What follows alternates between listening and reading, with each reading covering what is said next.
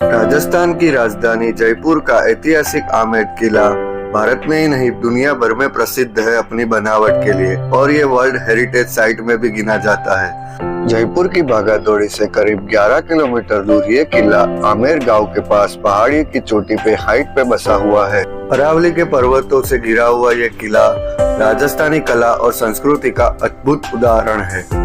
कछवाहा राजपूत राजा मानसिंह प्रथम जो मुगल बादशाह अकबर के नवरत्नों में से एक थे, उन्होंने 1589 यानी कि 1589 में इसकी नींव रखी थी और फिर इनके उत्तराधिकारी राजाओं ने इसका विस्तार और नवीनीकरण करवाया। जयपुर शहर को बसाने वाले महाराजा सवाई जयसिंह तृतीय के कार्यकाल में यानी कि साल 1727 यानी कि 1727 में ये बनकर तैयार हुआ। सुरक्षा के लिए इसके चारों ओर लगभग 12 किलोमीटर की मजबूत दीवार बनाई गई है जो इसको जयगढ़ किले से जोड़ती है और आमेर किले से जयगढ़ किले तक जाने के लिए एक गुप्त सुरंग भी बनवाई गई है। यहाँ की एक एक चीज मजबूती से बनाई गई है। फिर चाहे यहाँ के ये बड़े बड़े सागौन के दरवाजे हो, इसमें लगे बड़े बड़े ताले हो या यहाँ की दीवारें हो, आप चाहे तो हाथी की सवारी करके भी किले तक पहुंच सकते हैं जिसका किराया आपको 1500 से लेकर 2000 तक चुकाना पड़ सकता है। या फिर जीप किराए पे करके महल पहुंचे तो फिर आप रास्ते में पन्ना मीना कुंड भी विजिट कर सकते हैं। इसका एक अलग ही महत्व है और 1000 साल पुरानी ऐतिहासिक धरोहर है।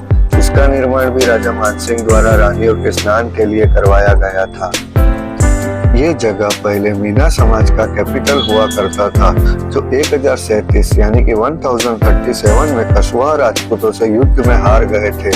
उसके बाद ये महल कछवाहा राजपूतों के शासन में ही रहा है। तो आइए शुरू करते हैं इस ऐतिहासिक धरोहर आमेर फोर्ट के सफर। और आपको हमारा वीडियो अच्छा लगे तो प्लीज शेयर, लाइक और सब्सक्राइब करना ना भूलें। हम जैसे ही मेन गेट से अंदर आते हैं तो हम इसके पहले कोर्टयार्ड में पहुंचते हैं जिसका नाम है जलेब चौक, जो उस जमाने में सैनिकों का परेड ग्राउंड हुआ करता था। इस महल में प्रवेश करने के लिए 2 दरवाजे बनाए गए हैं। एक दरवाजा ये जो आपको सामने दिख रहा है उसका नाम है सूरज पोल। आज भी अगर आप हाथी से आते हैं तो इसी दरवाजे से आप प्रवेश करेंगे। राजा महाराजा भी इसी दरवाजे से आया करते थे। इस दरवाजे के ऊपर के हिस्से में बहुत सारे ड्रम रखे गए हैं। इसको नगाड़ खाना भी बोला जाता है। जब राजा महाराजा अंदर प्रवेश करते थे तो यही इंस्ट्रूमेंट बजा के उनका स्वागत किया जाता था, इसीलिए इनको नगाड़ खाना भी बोला जाता है।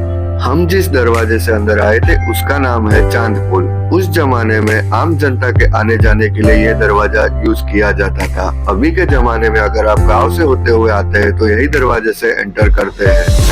अभी आप ये जो कक्ष देख रहे हैं ये अस्तबल है। उस जमाने में घोड़े बांधने के लिए उपयोग में लिया जाता था। अभी हम महल में आगे बढ़ते हुए जिस गेट तक पहुँचे हैं उसका नाम है सिंह पोल यानी कि लायन गेट और इसके ऊपर आपको बहुत ही सुंदर कलाकारी देखने को मिलेगी जिसको बोलते हैं फ्रेस्को पेंटिंग। और उस जमाने में इसको करने के लिए सब्जियों का उपयोग किया जाता था। महल के ये हिस्से तक आने के लिए कोई भी टिकट नहीं लगता है। उस जमाने में यहाँ होली दिवाली जैसे उत्सव और अन्य महोत्सव भी आयोजित किए जाते थे। जैसे ही हम सीढ़ी चढ़ के ऊपर जाते हैं तो सी पोल आता है। सी पोल से अंदर जाने के लिए हमको टिकट खरीदना पड़ता है। ये जो आप दोनों दरवाजे देख रहे हैं वो उसी समय के ओरिजिनल दरवाजे हैं। ये सागौन की लकड़ी से बनाए गए बहुत ही मजबूत दरवाजे हैं। आप ये जो ताला देख रहे हैं वो भी उसी जमाने का है। ये सुबह में खोला जाता है और शाम को बंद कर दिया जाता है। इसकी चाबी टोटल 9 इंच की है। अब हम अंदर प्रवेश कर चुके हैं और हम पहुंच चुके हैं इसके दूसरे आंगन यानी सेकंड कोर्टयार्ड में। और आप जो ये सामने इमारत देख रहे हैं उसका नाम है दीवाने आम यानी कि पब्लिक ऑडियंस हॉल। इसका निर्माण मिर्जा राजा मानसिंह ने 16वीं शताब्दी के अंत तक करवाया था। ये वो जगह है जहाँ राजा बैठते थे, लोगों की मुश्किलें सुनते थे और उसका निवारण करते थे। यहाँ की सबसे खास बात है यहाँ के पिलर। दीवाने आम में टोटल 48 यानी कि 48 पिलर है जिसमें से 16 मार्बल से बने हैं और 32 यानी कि 32 रेड सैंडस्टोन से बने हैं। इन पिलर में आपको बहुत ही सुंदर कलाकृतियां भी देखने को मिलेगी। यहाँ अंदर की तरफ राजा अपने मंत्रियों के साथ बैठते थे और बाहर खुली जगह में आम जनता बैठती थी। यहीं पे बैठ के आम जनता के प्रश्नों का निवारण राजा अपने मंत्रियों के साथ लाया करते थे। यहाँ जमीन पे कारपेट्स लगाई जाती थी और ये जो आप क्लैंप्स देख रहे हैं उसमें कपड़े लगा के डोरियों से खींच के पंखे की तरह इस्तेमाल किए जाते थे। इस इमारत के बाहर की तरफ चारों ओर ऐसे ही क्लैंप लगाए गए हैं और उसी में कपड़े लगाए जाते थे, जिसकी वजह से गर्मी से छुटकारा पा सकते थे। और इसके चारों तरफ अंधेरे के लिए मशालें भी जलाई जाती थी। अभी हम इससे बाहर निकलते हैं तो सामने एक गेट दिखता है जिसका नाम है गणेश पोर्ट। इस गेट में दरवाजे के ऊपर सामने की तरफ गणेश भगवान की सुंदर पेंटिंग की गई है। ये जो आप सारी पेंटिंग्स देख रहे हैं ये सब उसी समय की 300 साल पुरानी ओरिजिनल पेंटिंग है और इसके जो पेंट्स देख रहे हैं वो भी ओरिजिनल है। ये सभी फ्रेस्को पेंटिंग्स है। इसको बनाने के लिए सब्जियों का कलर निकाला जाता था और उसी से ये पेंटिंग की जाती थी। अभी जो आप ऊपर देख रहे हैं वो सुहाग मंदिर है। यहीं से बैठ के रानियां नीचे हो रही सभा सुना और देखा करती थी, क्योंकि उस समय पर्दा प्रथा चलती थी। ये जालियों की बनावट भी बहुत ही प्रशंसनीय है। अभी आप जो ये सामने इमारत देख रहे हैं ये डाइनिंग हॉल यानी कि भोजनशाला हुआ करता था। दीवाने आम को लगकर ये जो आपको इमारत दिख रही है उसको कहते हैं 27 कचेरी यानी कि लेखा जोखा विभाग। उस समय राजा के अंडर में 27 रजवाड़े हुआ करते थे और ये पिल्लर को ऐसे बनाए गए हैं कि इस जगह को 27 खानों में बांटते हैं और इन 27 खानों में अलग अलग विभागों के अधिकारी बैठा करते थे और सारा हिसाब किताब देखा करते थे। इसी वजह से इसको 27 कचेरी कहा जाता है। 27 कचेरी के पास से आप बालकनी से देखें तो नीचे ये जो रास्ता आपको दिख रहा है ये वही रास्ता है जहाँ से राजा युद्ध करके जीत के वापस आते थे और रानियां इनको यहाँ से देखा करती थी। फिर वो गणेश पोल के ऊपर से फूल बरसा के उनका स्वागत किया करती थी। अब आप ये जो सामने गार्डन देख रहे हैं उसका नाम है सैफरन गार्डन यानी कि केसर क्यारी।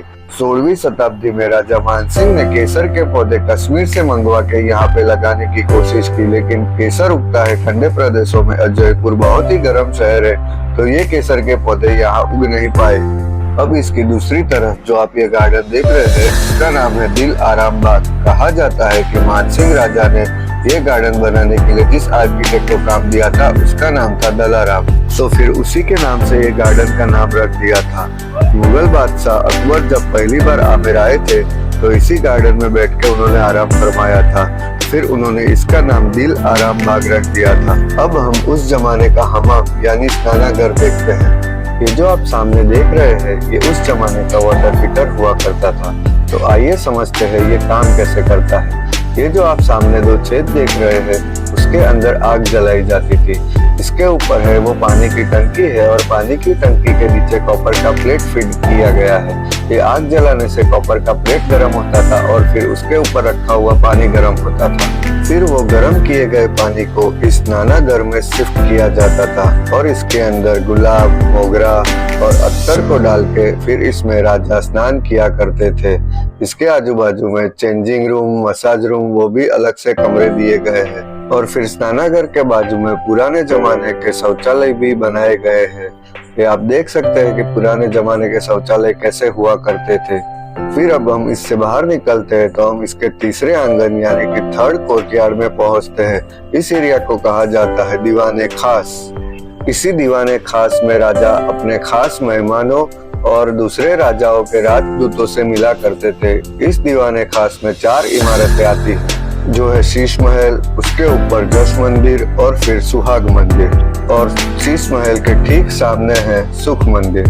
तो आइए अब मैं आपको आमेर किले का सबसे खूबसूरत महल यानी शीश महल दिखाता हूँ। इसको जय मंदिर के नाम से भी जाना जाता है। ये पूरा महल शीशों का उपयोग करके बनाया गया है, इसके लिए इसको शीश महल कहा जाता है। इस किले में बना शीश महल भारत का ही नहीं बल्कि पूरे दुनिया का सबसे बड़ा शीश महल है। जब यहाँ मशाले जलाई जाती थी तो इन रंग बिरंगे शीशों पे रोशनी पड़ने से ये पूरा महल जगमगा उठता था और यहाँ का माहौल देखते ही बनता था। ये बहुत ही खूबसूरत हुआ करता था।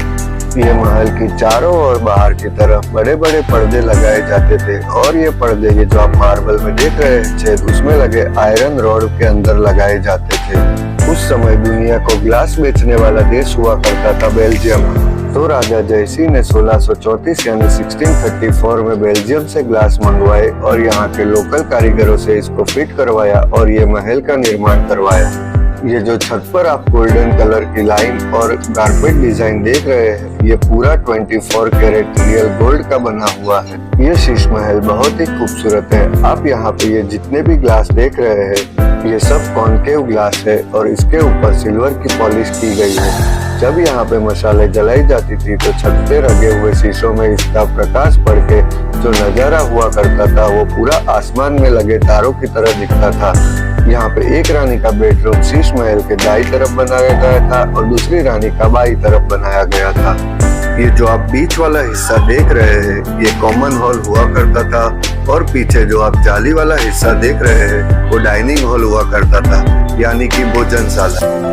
इसी जगह राजा अपने खास मेहमानों से मुलाकात किया करते थे और इसी वजह से शीश महल को दीवाने खास का बहुत ही अहम हिस्सा गिना जाता है। बाकी महलों में भी आपको शीश महल देखने को मिल जाएंगे, पर मैंने जैसे पहले बताया ये शीश महल भारत का सबसे बड़ा शीश महल है। ये कॉमन हॉल पहले पर्यटकों के लिए खुला था, पर लोगों ने यहाँ से शीशे निकाल के घर ले जाना शुरू कर दिया था। फिर गवर्नमेंट ने इसके अंदर जाना मना कर दिया। ये जो आप अभी इमारत देख रहे हैं, इसका नाम है सुहाग मंदिर। ये सुहागन महिलाओं के बैठने के लिए हुआ करता था और यहाँ विडो और अनमैरिड लोगों का आना मना। और ये वही जगह है जहाँ रानियां बैठ के अपने युद्ध में गए राजा को सही सलामत वापस लौटने की प्रार्थना किया करती थी। और ये वही जाली है जो हमने पहले नीचे से देखी थी, जहाँ से राजा जब युद्ध से लौटते थे तो रानियां उनका फूल बरसा के स्वागत किया करती थी। तो आप इस इमारत में भी देखेंगे कि चारों तरफ दीवारों पे फ्रेस्को पेंटिंग्स की गई है। जैसे मैंने पहले बताया, ये फ्रेस्को पेंटिंग्स वेजिटेबल्स में से कलर निकाल के उससे की जाती थी और ये ओरिजिनल सब 300 साल पुरानी है, जिसका कलर अभी भी वैसे का वैसा ही है। यहाँ दीवारों पे नक्कारी काम भी किया गया है और आप सीलिंग देखेंगे तो यहाँ गोल्डन कलर की डिजाइन बनाई गई है जो बहुत ही सुंदर दिखती है।